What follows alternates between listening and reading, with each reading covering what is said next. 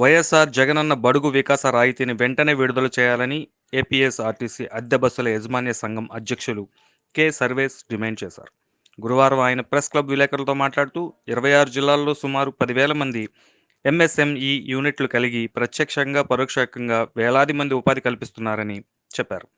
సూక్ష్మ చిన్న మధ్య తరగతి పరిశ్రమలు నెలకొల్పిన ఎస్సీ ఎస్టీ యువతకు రాష్ట్ర ప్రభుత్వం 2021లో 1124 కోట్ల మొదటి విడత రాయితీని విడుదల చేసిందని చెప్పారు.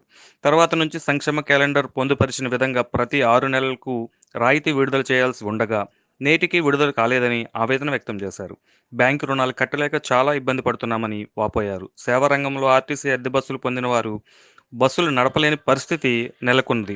ముఖ్యమంత్రి జగన్మోహన్ రెడ్డి వెంటనే స్పందించి సమస్యలను పరిష్కరించాలని విజ్ఞప్తి చేశారు. ఈ సమావేశంలో అసోసియేషన్ కార్యదర్శి బాలయ్య, కోశాధికారి జి రాజు, గూడపాటి విజయ్ కుమార్ తదితరులు పాల్గొన్నారు.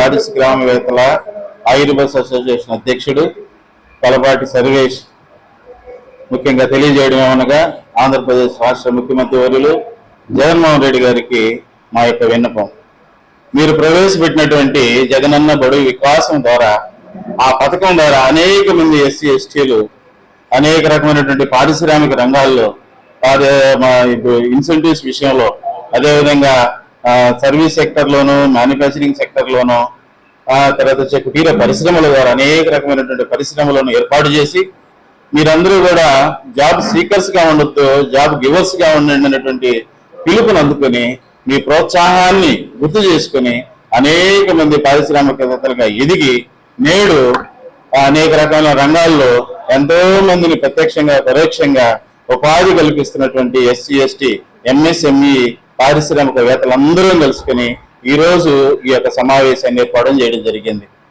కావున 2021 సంవత్సరంలో గత 2000 అప్పటి వరకు మిగిలిపోయినటువంటి ఇన్సెంటివ్స్ ని, ఎంఎస్ఎంఈ ఇన్సెంటివ్స్ ని మీరు సెప్టెంబర్ 2వ తేదీ మన అందరూ కూడా తెలుసు. అదేవిధంగా ఈ హైదరాబాద్ వాళ్ళని ఏ విధంగా అణచివేసే ధోరణిలో ఉన్నాడో, మరి వీళ్ళు కనుక మరి ఈ విధంగా నష్టపోయి ఆర్టీసీలో మరి రాష్ట్రంలో రోడ్లు లేక మరి టైర్లు పోతా ఉన్నాయి, మరి అదేవిధంగా బస్ స్పేర్ పార్ట్స్ పోతా ఉన్నాయి, రోడ్లు సరిగ్గా లేనందుకు కారణంగా మరి రోడ్లు లేవు, మరి మాకు ఇచ్చే ఇన్సెంటివ్స్ తక్కువ.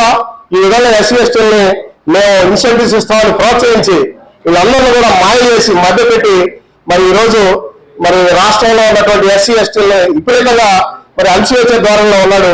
కనుక రాబోయే రోజుల్లో మరి ఎస్సీ ఎస్టీలు కనుక ఆదుకోపోయినట్లయితే ఇదే ఎస్సీ ఎస్టీలు మిమ్మల్ని ఇంటికి పంపించే కార్యక్రమం చేపడతారని హెచ్చరిస్తూ సెలవు తీసుకుంటాను. జై హింద్.